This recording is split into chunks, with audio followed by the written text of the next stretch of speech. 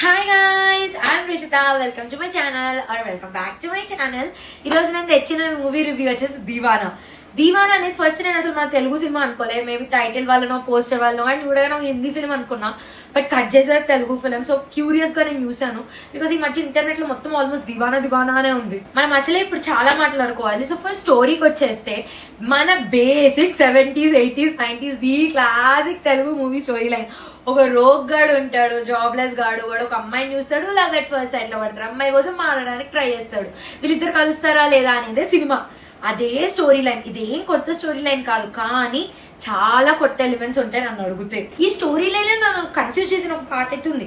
ఈ లవ్ అనేది సడన్ గా అబ్సెషన్ కి టర్న్ అయిపోయింది. ఇది ఎలా అయ్యిందని ప్రాసెస్ కూడా చేసుకోలేనంత సడన్ గా అయిపోయింది.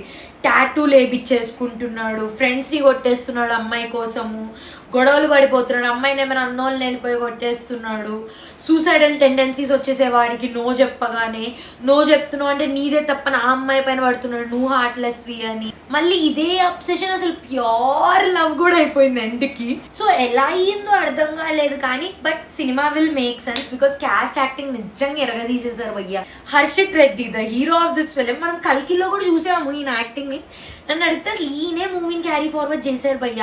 ఆ total love to obsession normally చూస్తే ఇప్పుడు నాకైనా ఏంద్రా ఏం చేస్తున్నావు అనిపిస్తుంది, కానీ ఈయన యాక్టింగ్ మేడ్ ఇట్ బేరబుల్. ఇదేదో ఆక్వర్డ్ అనిపించలేదు, తప్పు అనిపించలేదు. వీడు ఇంతే ఏమో, ఈ మనిషి మొత్తం ఇచ్చేసుకొని లవ్ చేసే మనిషి ఏమో అనిపించింది. తర్వాత మన హీరోయిన్ దగ్గరకు వస్తే స్నేహ మణిమేఘాలయ్. She was really pretty. She was really cute, pure, innocent. The classic heroine that you would see at the first sight and fall in love with.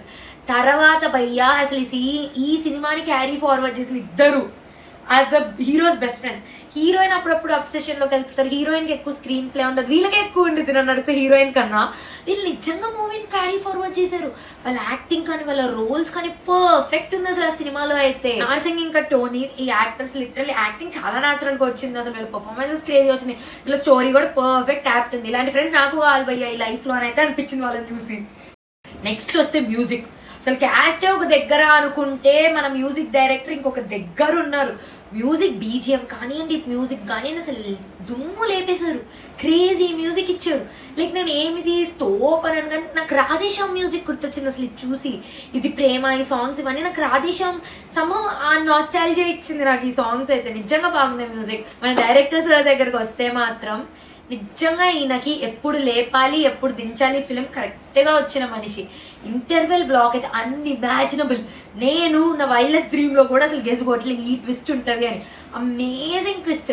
And మళ్ళీ క్లైమాక్స్ అయ్యో అనుకుంటున్న టైంకి మళ్ళీ ఇంకొక అమేజింగ్ ట్విస్ట్ తెచ్చాడు. అసలు the convo between the hero and the heroine crazy emotional, నిజంగా sit అవుతుంది. కానీ ఈ సినిమాలో ఒక డ్రాబ్యాక్ కూడా ఉంది. ఎట్ ద సేమ్ టైం మీకు అర్థమైంది ఇది లో బడ్జెట్ ఫిల్మ్ అని.